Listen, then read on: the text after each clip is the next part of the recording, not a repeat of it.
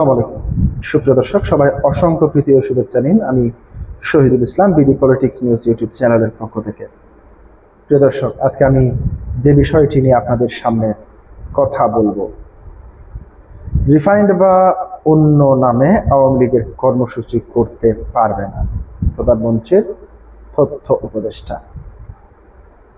তিনি এই প্রসঙ্গ টানতে গিয়ে তিনি একটি জায়গায় বলেছেন যে ভারতে পালিয়ে থাকা সাবেক প্রধানমন্ত্রী শেখ হাসিনার বক্তব্য, যে বক্তব্য সামাজিক যোগাযোগ মাধ্যম সহ সব জায়গায় বিভিন্ন টিভি চ্যানেল কিংবা নিউজ মিডিয়াগুলি প্রচার করছে, সেই বক্তব্য প্রচারের তিনি সতর্কতা জারি করেছেন। অর্থাৎ তিনি এই ধরনের বক্তব্য প্রচার না করতে এক প্রকার বারণ করেছেন বলা যায়।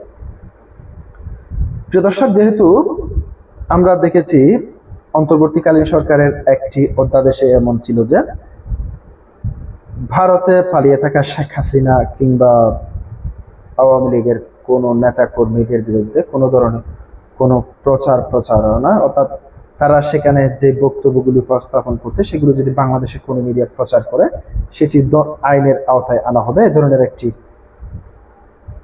আইন তখন করা হয়েছিল। এবার সে আইনের যথাযথ প্রয়োগের দিকে এগোচ্ছে কি সরকার? কি বলতে চেয়েছেন তিনি, সেটি আপনাদের সামনে দৈনিক প্রথম আলো থেকে আপনাদের সামনে তুলে ধরছি। প্রধানমন্ত্রীর তথ্য উপদেষ্টা জাহেদুর রহমান বলেছেন, কার্যক্রম নিষিদ্ধ থাকা অবস্থায় রিফাইন্ড হোক বা অন্য কোনো নামে হোক আওয়ামী লীগের কোনো কর্মসূচি পালন করতে পারবে না। সরকারের কর্মকাণ্ড তুলে ধরতে আজ মঙ্গলবার সচিবালয়ে আয়োজিত নিয়মিত সংবাদ সম্মেলনে উপদেষ্টা জাহেদুর রহমান সাংবাদিকদের জবাবে এইসব কথা বলেন। উপদেষ্টা বলেন, রিফাইন্ড আওয়ামী লীগ একটি আলাপ মাঝে মাঝে কোথাও কোথাও দেখা যায়, সামাজিক মাধ্যমেও দেখা যায়। আওয়ামী লীগের কর্মসূচি যতদিন নিষিদ্ধ আছে ততদিন সে যে নামেই হোক না কেন, রিফাইন্ড হোক বা অন্য কোনো নতুন আওয়ামী লীগ, তৃণমূল আওয়ামী লীগ, যাই বলি না কেন, আওয়ামী লীগ নামে সে কোনো কর্মসূচি, যে কোনো কর্মসূচি পালন করতে পারবে না। গণ অভ্যুত্থানে ক্ষমতাচ্যুত সাবেক প্রধানমন্ত্রী শেখ হাসিনার বক্তব্য প্রচারে আদালতের নিষেধাজ্ঞা থাকার কথা জানিয়ে প্রধানমন্ত্রীর উপদেষ্টা জাহেদুর রহমান বলেন, অনেক মিডিয়া এই কাজটি করছে শেখ হাসিনার বক্তব্য প্রচারে। তার মনে হচ্ছে না তারা আদালতের নিষেধাজ্ঞা নির্দেশনা মানছে না। এটা ফ্যাক্ট। তথ্য ও সম্প্রচার মন্ত্রণালয় এর আহ্বান জানায়, এই আনুষ্ঠানিকভাবে জানানো হবে গণমাধ্যম যে এটি কাজটি না করে সরকার খুব কঠোর কোনো অবস্থান নিচ্ছে তা নয়, কিন্তু এটা স্মরণ করিয়ে দিতে চাই গণমাধ্যমগুলো আইনের প্রতি শ্রদ্ধা রাখবে বলে প্রত্যাশা করেন উপদেষ্টা। প্রিয় দর্শক, এখানে আমি একটি কথা বলে রাখতে চাই। যখন আওয়ামী লীগ সরকার ক্ষমতায় ছিল তখন বর্তমান প্রধানমন্ত্রী তারেক রহমান লন্ডনে ছিলেন। তিনি মাঝে মধ্যে লন্ডন থেকে কয়েকটি ভিডিও বার্তা পাঠাতেন। সে সমস্ত ভিডিও বার্তাগুলি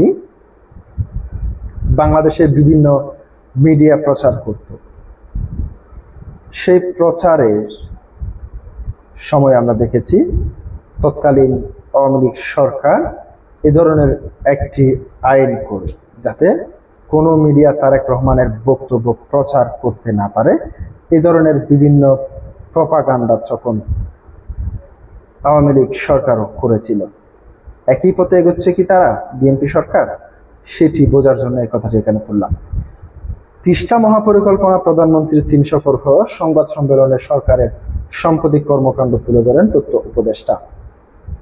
সংসদের সংবাদ সম্মেলনে আরো উপস্থিত ছিলেন তথ্য অধিদপ্তরের প্রধান তথ্য কর্মকর্তা সৈয়দ আবদাল আহমদ, তথ্য ও সম্প্রচার মন্ত্রণালয়ের যুগ্ম মহাসচিব রিয়াসাত আল ওয়াসিফ। প্রিয় দর্শক, আজকে পর্যন্তই। আসসালামু আলাইকুম।